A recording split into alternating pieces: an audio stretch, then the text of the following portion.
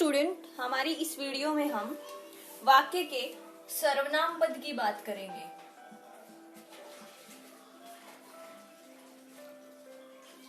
तो जो हमारा पढ़ने का तरीका रहेगा वैसे ही जैसे पद परिचय में था, सबसे पहले हम इसकी परिभाषा देंगे। जैसे सर्वनाम क्या होता है? सर्वनाम होता है जो शब्द संख्या के स्थान पर प्रयुक्त हो।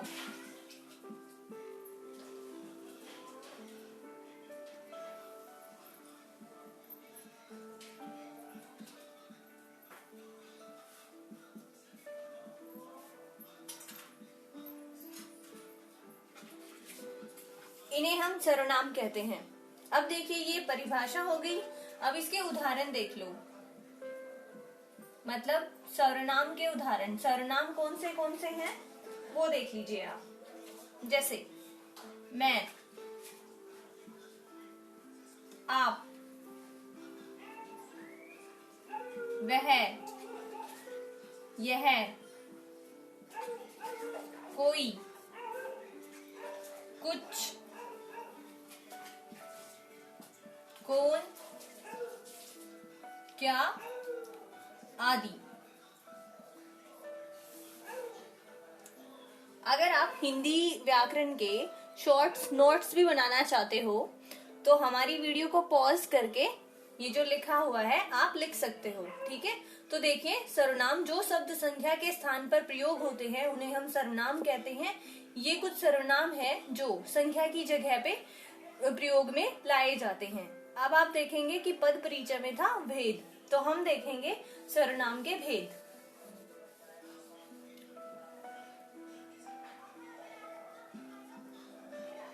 सर्वनाम के आपके 6 भेद हैं।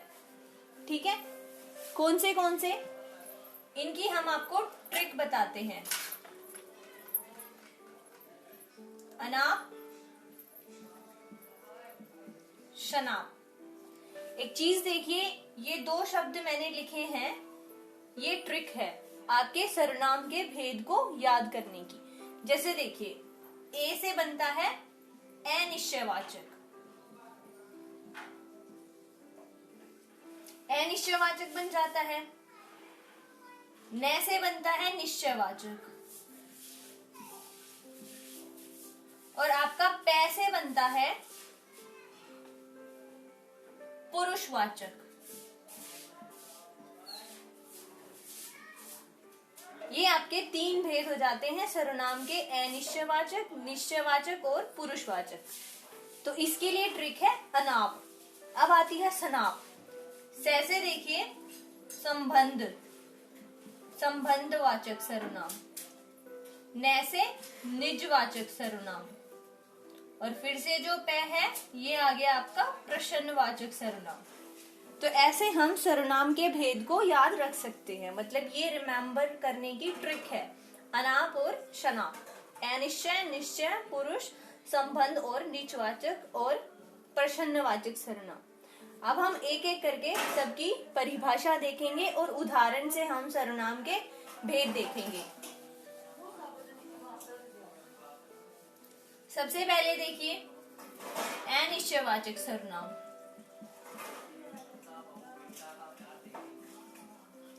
ये जो सर्वनाम है, ठीक है, ये निश्चित नहीं होते हैं। जैसे आप इसे उदाहरण से समझिए। कोई बोल रहा है,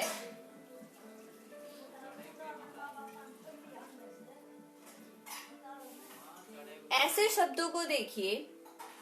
जब भी आपको ऐसा कोई वाक्य मिले जिसमें देखो, ये देखिए कोई बोल रहा है, मतलब हमें पता ही नहीं है कौन बोल रहा है। ठीक है, तो ये बिल्कुल भी निश्चित नहीं है कि कौन बोल रहा है।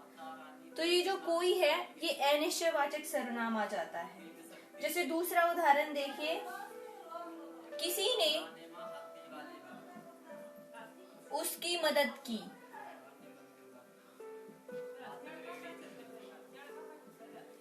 तो यहाँ देखिए, हमें ये भी नहीं पता किसने उसकी किसकी मदद की, पता नहीं। ठीक है, तो ये हो गया हमारा अनिश्चय, सॉरी ये रह गया अनिश्चयवाचक सर्वनाम, जिससे हमें निश्चित शब्द का पता ही ना चले, उसे अनिश्चयवाचक सर्वनाम कहते हैं। कोई भी अनिश्चित शब्द जब संख्या के स्थान पर प्रयोग में लाया जाता है तो उसे अनिश्चयवाचक सर्वनाम कहते हैं। तो ये हो गया हमारा अनिश्चयवाचक। अब देखिए निश्चयवाचक।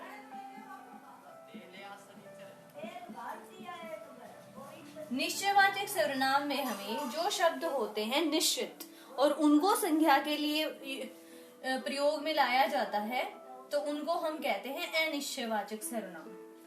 तो देखिए, यह उदाहरण से समझिए, यह मेरी घड़ी है।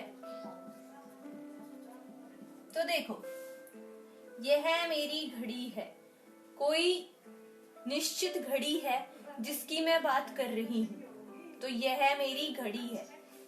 तो ये हो जाता है निश्चितवाचक सर्वनाम। या फिर किसी निकट वस्तु की बात कर रहे हैं, मतलब निकट वस्तु, जैसे कि मेरे निकट ये डस्टर है, मैं इसकी बात करूं, यह मेरा डस्टर है, ठीक है, मतलब तो इससे या तो निकट वस्तु या किसी निश्चित मतलब जो चीज की बात की जाए तो उनको हम निश्चयवाचक सर्वनाम कहते हैं, ठीक है। ये हमारा हो गया दूसरा निश्चयवाचक सर्वनाम। उसके बाद आता है पुरुषवाचक सर्वनाम। देखो, हमें पता है 3 तरह के पुरुष होते हैं, मतलब पुरुष के लिए 3 तरह के शब्दों का यूज किया जाता है। इसको हमने मतलब पुरुष को हमने 3 भागों में बांटा है। इसमें एक तो होता है उत्तम पुरुष, ठीक है, दूसरा आ जाता है मध्यम पुरुष, मध्यम पुरुष आ जाता है, तीसरा आ जाता है उत्तम पुरुष, ठीक है। तो देखिए, उत्तम तो हो गया है, अन्य पुरुष, अन्य। तो यहाँ देखो, कोई भी पुरुष है वो अपने लिए जिन शब्दों का प्रयोग करता है उसे हम क्या कहते हैं, उत्तम पुरुष कहते हैं। जैसे इसके उदाहरण हैं मैं, हम, मैंने, मेरा, हमने, ये हमारे उत्तम पुरुष के उदाहरण हैं। तो कोई भी संख्या जब अपने लिए जिन शब्दों का प्रयोग करती है तो उन्हें हम उत्तम पुरुष में लेते हैं। फिर आता है हमारा मध्यम पुरुष, मतलब किसी की बात कर रहे होते हैं, सामने वाले की बात कर रहे होते हैं। तो इसके उदाहरण है तुम, तुम्हें, तुझे। तो ये हम हमारे सामने वाले की बात कर रहे होते हैं। सामने वाले की वाला जो पर्सन है, पुरुष है, उसका नाम ना लेकर उसकी जगह पर हम ये शब्द बता रहे होते हैं। तो ये हमारे हो जाते हैं मध्यम पुरुष में, ठीक है, मध्यम पुरुष के सर्वनाम। उसके बाद आता है अन्य पुरुष। जब हम 2 लोग बात करके किसी तीसरे की बात कर रहे होते हैं, उसके लिए जो शब्द यूज करते हैं, हम प्रयोग करते हैं, उन्हें हम अन्य पुरुष कहते हैं। तो इसके उदाहरण जैसे कि हम किसी की बात कर रहे हैं, यह, वह, ये, मतलब इशारा कर रहे होते हैं, ये हमारा आ जाता है पुरुषवाचक सर्वनाम के अंदर। तो देखिए, उसके बाद आता है हमारा संबंधवाचक सर्वनाम।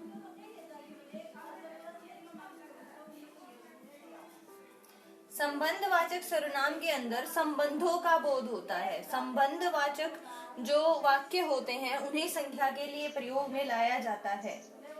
इनके संबंधवाचक में जिन शब्दों का प्रयोग करा जाता है वो होते हैं जो, सो। उदाहरण से समझिए,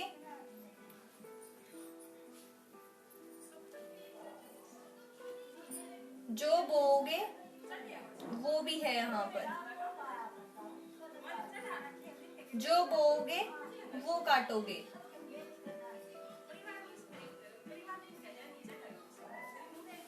तो यहाँ पर संबंध पता चल रहा है इन दोनों में कि जो आप बो रहे हो उसका संबंध है, उसका संबंध है इससे, वो काटोगे, मतलब वही काटोगे जो आपने बोया है। तो ये संबंध को बता रहा है, तो ये आपका संबंधवाचक सर्वनाम हो जाता है। उसके बाद आता है आपका निजवाचक सर्वनाम। निजवाचक के अंदर जब संज्ञा अपने लिए, ठीक है, खुद के लिए जिन शब्दों का प्रयोग करती है उसे निजवाचक सर्वनाम कहते हैं। उसके अंदर कौन से शब्द जो आते हैं, जैसे स्वयं आ जाता है, खुद आ जाता है, अपने आप आ जाता है, तो ये शब्द हम यहाँ पर प्रयोग करते हैं। जैसे मैं यह काम स्वयं करूंगी,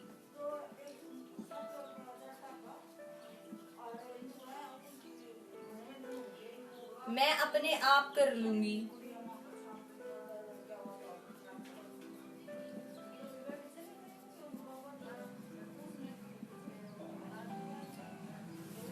तो ये हो जाता है हमारा निजवाचक सर्वनाम। अब आता है हमारा सबसे बाद वाला प्रश्नवाचक। इसमें हमें संज्ञा के लिए उन शब्दों का प्रयोग मिलता है जो कि प्रश्न पूछते हैं, ठीक है। इसके अंदर आता है कौन, किसने, किसका आदि। जैसे क्या भी, जैसे हम पूछते हैं तुम क्या कर रहे हो,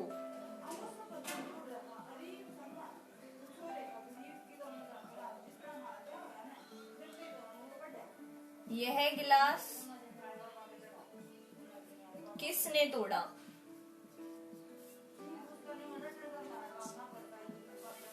तो देखिए हमने यहाँ पूरे सर्वनाम को पढ़ा, उसके भेद पढ़े, ठीक है। तो ये हमारा सर्वनाम पद यहाँ खत्म होता है। अगली वीडियोस में हम और बाकी पदों को पढ़ेंगे। धन्यवाद।